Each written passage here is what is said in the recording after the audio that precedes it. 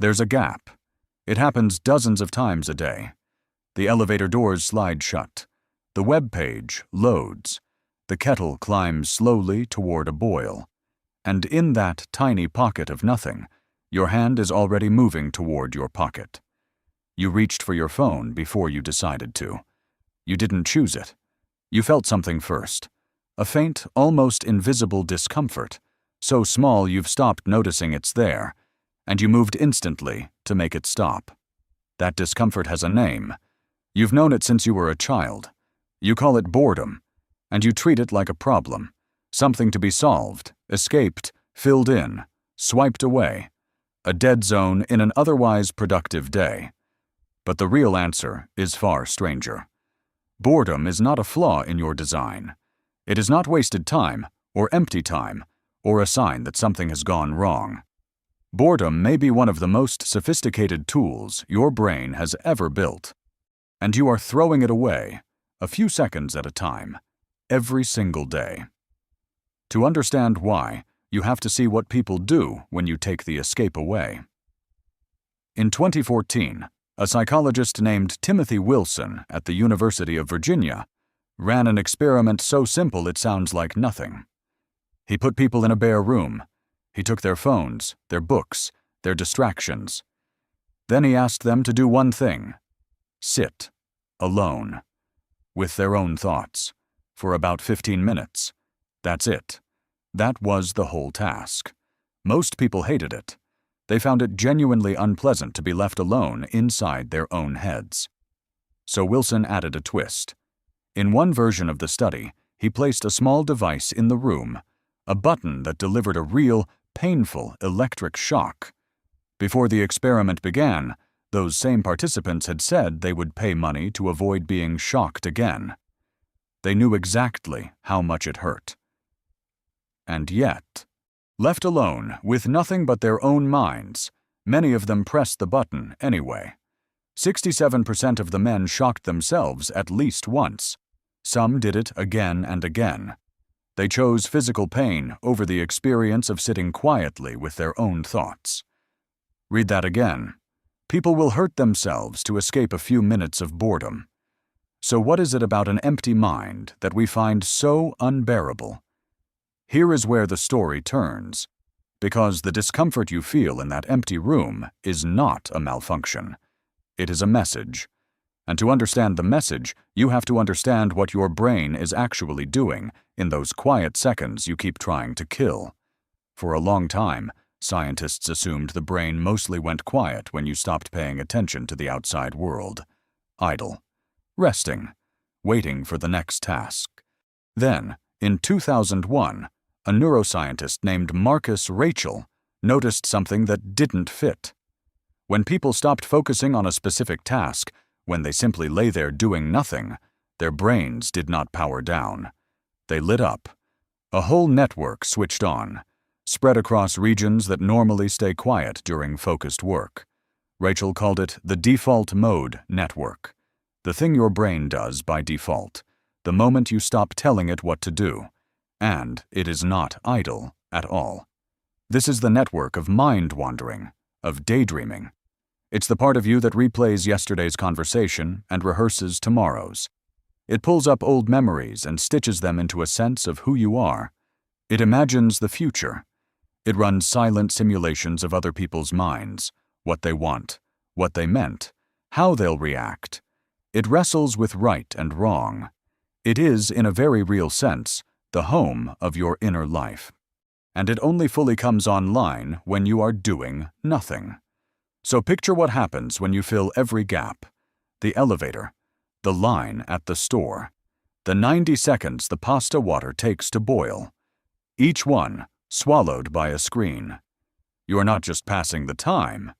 You are switching off the one network that builds your sense of self, plans your life, and quietly works through everything you haven't finished thinking about. You keep interrupting the most important meeting your brain ever holds, the one with itself.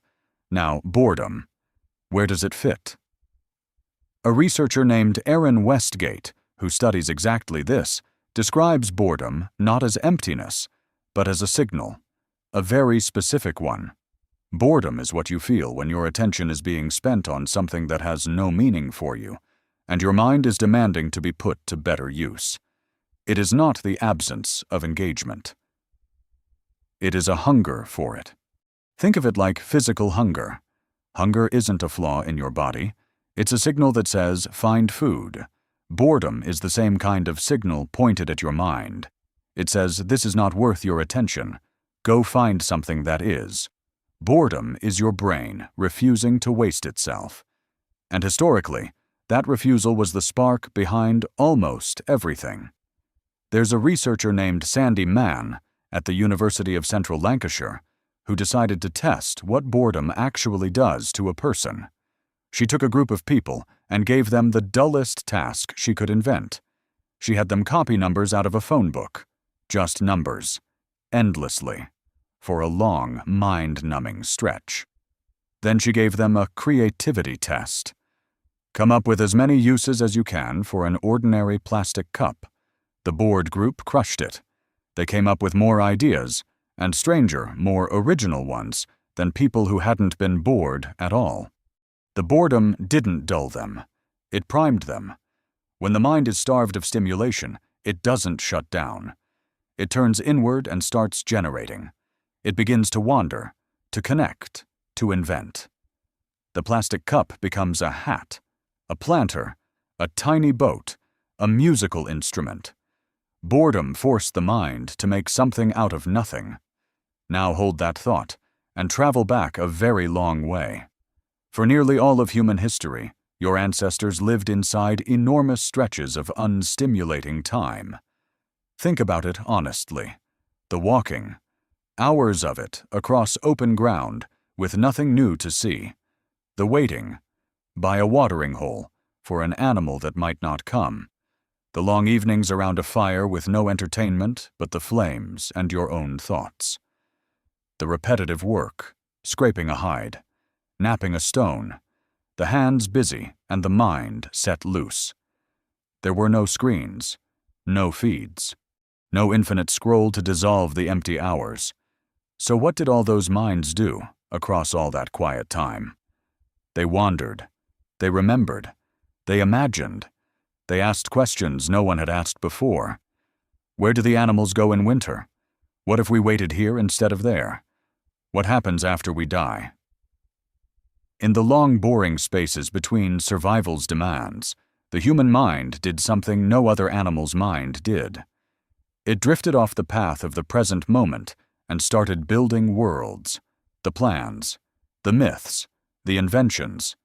The first time someone looked at a sharp rock and imagined it tied to a stick. Almost none of that comes from focused, urgent attention. It comes from the wandering mind. From boredom doing exactly what it evolved to do, pushing a restless brain to fill the emptiness with something new. Boredom wasn't the enemy of human progress. It may have been the engine. Which brings us back to that gap.